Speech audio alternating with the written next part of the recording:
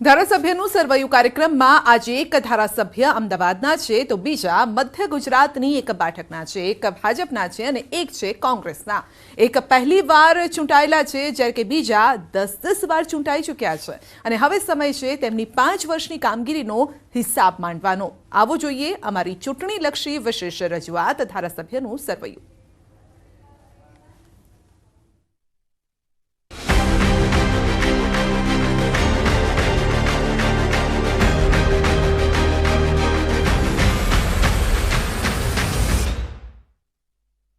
ટિકિટને લઈને જ્યાં ઘમાસાણ મચ્યું છે એવી જ મધ્ય ગુજરાતની બેઠક એટલે કે છોટા ઉદેપુર, જ્યાંથી કોંગ્રેસના મોહનસિંહ રાઠવા ધારાસભ્ય છે. અહીં ટિકિટની ખેંચતાણ એટલી વધી ગઈ છે કે ચર્ચાનું કેન્દ્ર બની ગયું છે. એ દરેક મુદ્દે ચર્ચા કરીશું, પરંતુ તે પહેલા આવો જોઈએ ધારાસભ્યના 5 વર્ષના કાર્યોનો હિસાબ. તે પહેલા તેઓ જબુ ગામ વિધાનસભા બેઠક પરથી ચૂંટાયા. 1975માં પાવી જેતપુર બેઠક પર પૂર્વ મુખ્યમંત્રી ચિમનભાઈ પટેલને તેમણે હાર આપી હતી. રાજ્યમાં મંત્રી તરીકે જવાબદારી સંભાળી ચૂક્યા છે. નેતા વિપક્ષ તરીકે પણ કામગીરી સંભાળી હતી. વડોદરા જિલ્લા પંચાયતમાં સભ્ય રહી ચૂક્યા છે. 1965માં સતુન ગ્રુપ ગ્રામ પંચાયતમાં સરપંચ પદે ચૂંટાઈ તેમણે રાજનીતિની શરૂઆત કરી, જે 6 દાયકા બાદ પણ ચાલી રહી છે. મોહનસિંહનો દાવો છે કે પોતાના કાર્યકાળ દરમિયાન તેમણે રોડ રસ્તા, આરોગ્યલક્ષી સેવાઓ તથા શિક્ષણ સવલતો માટે અથાક પ્રયાસ કર્યા છે. જો કે મત વિસ્તારમાં આજે પણ કેટલીક પ્રાથમિક સુવિધાઓ માટે પ્રજાએ રઝળવું પડી રહ્યું છે. એ હકીકતથી પણ મોં ફેરવી શકાય એમ નથી. મોહનભાઈના કામથી કેટલાક મતદારો મોહિત થયા છે, પણ કેટલાકને અણગમો પણ છે. એ નાના મોટા રોડોને ઇન્ટિગ્રેટ કરી અને મોટા રોડ બનાવવાના કામો હોય, એક ગામને જોડતો બીજું ગામ હોય, એવા તમામ સમાજના નાનામાં નાના વર્ગ સુધી એમણે પહોંચવાનો પ્રયત્ન સતત કર્યો છે. આજે ખડકવાડા અને એનું જે ગરનાળું છે, એ ગરનાળાનું જ્યારે વરસાદમાં ભરાઈ જાય તો એનો જે સંપર્ક તાલુકા કક્ષાનો છે એ તૂટી જાય છે. નિશાળે આવવા માટેનું પણ ઘણો મુશ્કેલી વિદ્યાર્થીને ભણે છે. ધારાસભ્યને એ આવતા નથી, અમારા હજુ આ સુધી કોઈ આવ્યા નથી. ધારાસભ્યો ઘણા એવા આવે છે ને જાય છે, પણ અમારા ગામનો વિકાસ કરતા નથી. જનતાનો મિશ્ર પ્રતિભાવ છે, પરંતુ મોહનસિંહ તરફથી દાવા થઈ રહ્યા છે કે તેમણે હંમેશા પ્રજા કલ્યાણને મહત્વ આપ્યું છે. ફરી ચૂંટણી માથે છે, એવામાં અહીં રાઠવાનો પુત્ર મોહ ચરમસીમાએ છે. મોહનસિંહ હવે ખુદ રાજકીય સંન્યાસ લઈને પોતાના પુત્ર રાજેન્દ્રસિંહને મેદાને ઉતારવા મથામણ કરી રહ્યા છે. ખુદ ધારાસભ્યના જ સોશિયલ મીડિયા પ્લેટફોર્મ પરથી પુત્રનો પ્રચાર ચાલી રહ્યો છે. અને એમને ખબર પણ છે કે છોટાઉદેપુરના ગામોમાં કેવી પરિસ્થિતિ છે, શું કામ કરવાનું છે, એ બધું જાણે છે. એટલે અનુભવના કારણે એ ભાતું પણ તેને મળી રહેશે. બીજી તરફ રાજ્યસભા સાંસદ અને પૂર્વ કેન્દ્રીય મંત્રી નારણ રાઠવાએ છોટાઉદેપુર બેઠક પરથી રાજેન્દ્રસિંહને નહીં, પરંતુ પનોતા પુત્ર અને છોટાઉદેપુર નગરપાલિકાના પ્રમુખ સંગ્રામસિંહને ટિકિટ આપવા માંગ કરી. મોહનસિંહના છોકરાને જયપુર પાવીથી લડાવી દે અને સંગ્રામને છોટાઉદેપુરથી લડાવી દે. આજે મોહનસિંહભાઈએ કોઈને તક ના આપી, ત્યારે એ એમના 2 છોકરાઓને રાજકારણની અંદર એન્ટ્રી કરાવી જોઈતી હતી. હવે એ એન્ટ્રી નહીં કરાવી અને એનો ભોગ મારા છોકરાને કરવાનો થાય, એ મને બિલકુલ પરવડે એમ નથી. નારણ રાઠવાનું કહેવું છે કે મારા પુત્રને મારો અનુગામી બનાવવામાં આવે, સાથે જ પુત્રને ટિકિટ ન મળે તો બળવો કરી શકે છે એવા એંધાણ પણ આપી દીધા. પાર્ટી હાઈકમાન્ડ જે આદેશ કરશે તે, પણ અમારી તો સ્પષ્ટ લાગણી છે કે મેં 2 વાર સંગ્રામસિંહને સમજાવીને એને ટકાવી રાખ્યો છે. હવે એની ઉંમર થતી જાય છે અને એવા સંજોગોની અંદર મારે વ્યક્તિગત મારો પોતાનો છોકરો છે, એટલા માટે હવે મારે મેદાનમાં આવીને પછી કંઈ ને કંઈ પાર્ટીની સાથે કેવી રીતે આગળ વાત ચલાવવી કે શું કરવું, એ અમે તે વખતે સમય અવતારે નિર્ણય લઈશું. ચૂંટણીના સંગ્રામ પહેલા જ સંગ્રામ થવાનું નક્કી મનાઈ રહ્યું છે. ટેન્શન કોંગ્રેસ હાઈકમાન્ડનું વધી ગયું છે, કારણ કે રાઠવા સમાજના મત માત્ર છોટાઉદેપુર જ નહીં, પાવી, જેતપુર અને સંખેડા બેઠક પર પણ અસર કરી શકે છે. સહેજાબ ખત્રી, ન્યૂઝ 18 ગુજરાતી, છોટાઉદેપુર.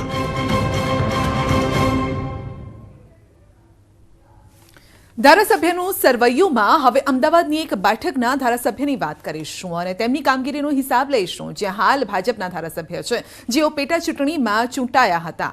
કઈ છે આ બેઠક અને કોણ છે આ ધારાસભ્ય, કેવા છે કામ, આવો જોઈએ.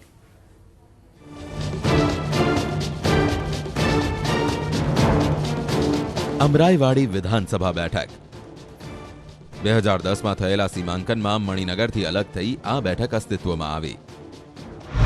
અમરાઈવાડી, ભાઈપુરા અને ઇન્દ્રપુરી વોર્ડ ઉપરાંત ઘોડાસર, વટવા, રામોલ વોર્ડના કેટલાક વિસ્તારનો મત વિસ્તારમાં સમાવેશ થાય છે, જેમાં હાટકેશ્વર, રબારી કોલોની, જોગેશ્વરી રોડ, સ્વસ્તિક રોડ વિસ્તારનો સમાવેશ થાય છે. અહીં લગભગ મોટાભાગના સમાજના લોકો વસવાટ કરતા હોવાથી વિસ્તારને લઘુ ભારત તરીકે ઓળખવામાં આવે છે. કુલ 2,94,000 મતદારો છે. અહીં 1 લાખથી વધુ ઓબીસી મતદાર છે. ઉપરાંત ST/SC મતદારો પણ મુખ્ય છે, જ્યારે અન્ય રાજ્યમાંથી રોજગારી અર્થે આવતા પરપ્રાંતીય મતદારો પણ નિર્ણાયક છે. બેઠક અસ્તિત્વમાં આવ્યા બાદ અહીં માત્ર 2 સામાન્ય ચૂંટણી યોજાઈ છે, જ્યારે 1 પેટા ચૂંટણી યોજાઈ છે, જે તમામ ચૂંટણીમાં ભગવો લહેરાયો છે. 2012માં હસમુખ પટેલ એટલે કે HS પટેલ ચૂંટાયા. 2017માં પણ ભાજપે તેમને જ ટિકિટ આપી. 2017માં હસમુખ પટેલને 1,05,694 મત મળ્યા, તો કોંગ્રેસના અરવિંદ ચૌહાણને 55,962 મત મળ્યા. 49,732ની જંગી લીડથી હસમુખ પટેલની જીત થઈ. 2019ની લોકસભા ચૂંટણીમાં ભાજપે HS પટેલને અમદાવાદ પૂર્વ બેઠક પરથી ટિકિટ આપી, જેમાં તેમનો ભવ્ય વિજય થયો.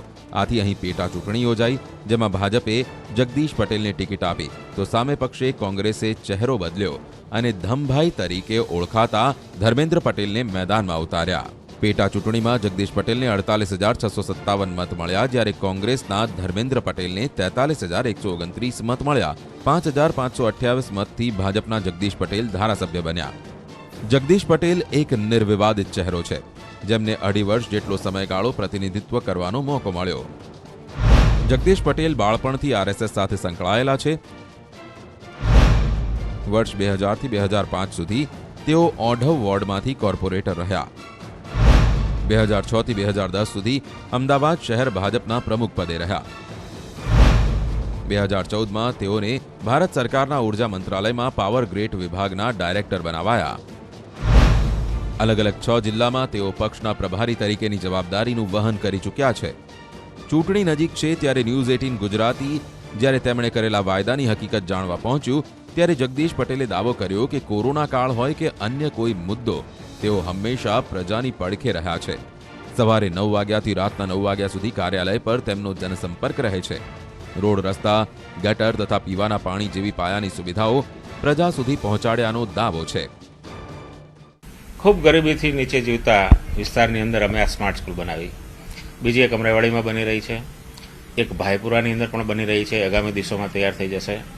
ભાઈપુરા વોર્ડમાં એક પાણીની ટાંકી લગભગ અત્યારે હવે ઓપનિંગના સ્ટેજ ઉપર છે. એટલે કુલ મિલાવીને પાણીની જેમ જેમ વિસ્તાર વધતો જાય, વસ્તી વધતી જાય, પાણીની સમસ્યા, તો એના માટે અમે 3 ટાંકીઓની વ્યવસ્થા ગોઠવી. એમાં 2 ટાંકી અત્યારે તૈયાર થવા જઈ રહી છે.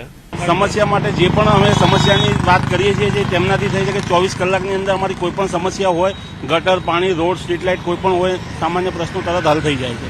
અમે વારંવાર અમે રજૂઆત કરી કે ભાઈ સાહેબશ્રી, અમારે આ વસ્તુ અમારી પાણી અમારું જોઈન્ટ થઈ જાય છે, એના માટે રોગચાળો ફેલાઈ જાય છે.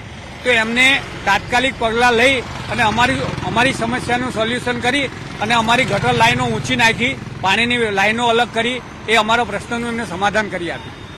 જ્યારે મતદારો વચ્ચે અમે પહોંચ્યા ત્યારે ધારાસભ્યની મોટાભાગની કામગીરીને લઈને વખાણ સાંભળવા મળ્યા. જો કે કેટલાક લોકો વરસાદી પાણી ભરાવાની સમસ્યા અને બિસ્માર રોડના પ્રશ્ને ધારાસભ્ય સામે નારાજગી પણ દર્શાવી. વર્ષોથી અમારો પાણીનો પ્રોબ્લેમ હતો.